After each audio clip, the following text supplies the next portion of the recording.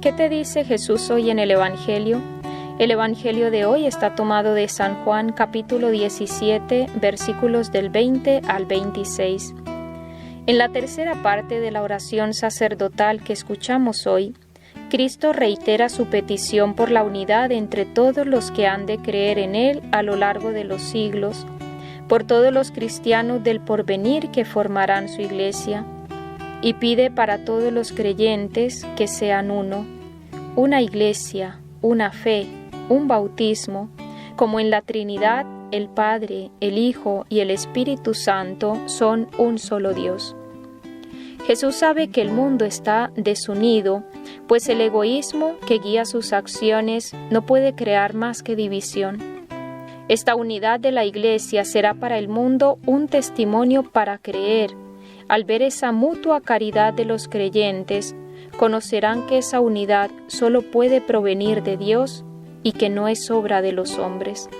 Sin embargo, cuando hoy vemos tantas sectas, tantas iglesias separadas de la única iglesia fundada y querida por Cristo, nos tenemos que cuestionar: ¿esta división en innumerables iglesias separadas la quiere Cristo?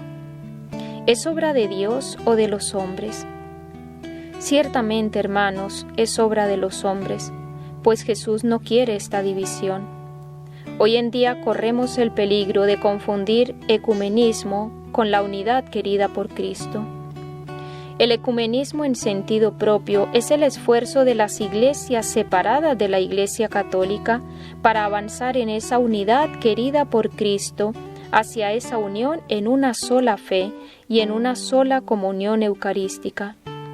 Benedicto XVI lo explicaba muy claro: son las demás religiones las que deben unirse a la Iglesia Católica, no la Iglesia Católica acomodarse a las demás. Cristo solo fundó una iglesia, no fundó varias iglesias. Cuando a Pedro le entrega las llaves, le dice: tú eres Pedro, y sobre esta piedra edificaré mi iglesia. Cristo no dice mis iglesias en plural, sino en singular, mi iglesia. Jesús ha fundado una sola iglesia, la católica, la cual permaneció unida en una misma fe, en un mismo culto con 7 sacramentos durante 1000 años, hasta que en el año 1000 se produjo la primera gran división, la división de la Iglesia ortodoxa griega. Esta división ciertamente fue obra de un hombre. Su autor fue Miguel Cerulario, patriarca de Constantinopla, que arrastró a la casi totalidad de la Iglesia oriental a separarse de la Iglesia de Roma. La segunda gran división que rompió la unidad querida por Cristo fue causada también por otro hombre 500 años después, en el 1500, Martín Lutero en Alemania. Lutero negó los sacramentos y de 7 los redujo a 2. Otros 2 hombres agudizaron más esta división: Enrique VIII en Inglaterra y Juan Calvino en Francia y Suiza. No solo se rompió la unidad, sino que se negó la fe. Lo que Cristo había afirmado lo negaron los hombres. Con la aparición de nuevas sectas o grupos se fragmenta cada vez más esa unidad y se desoye el deseo de Cristo de ser uno. Durante 15 siglos, hermanos, nadie negó los sacramentos y mucho menos el mayor de todos, la Eucaristía, en el que Cristo está realmente presente con su cuerpo, sangre, alma y divinidad. Cuando Cristo dice: esto es mi cuerpo, esto es mi sangre, no dice que ese pan representa su cuerpo o el vino representa su sangre. Es realmente su cuerpo y su sangre. ¿A quién vamos a creer? ¿A Cristo o a los hombres? Dios, que no engaña, no puede dejar a su iglesia engañada durante 15 siglos en un hecho trascendental de nuestra fe.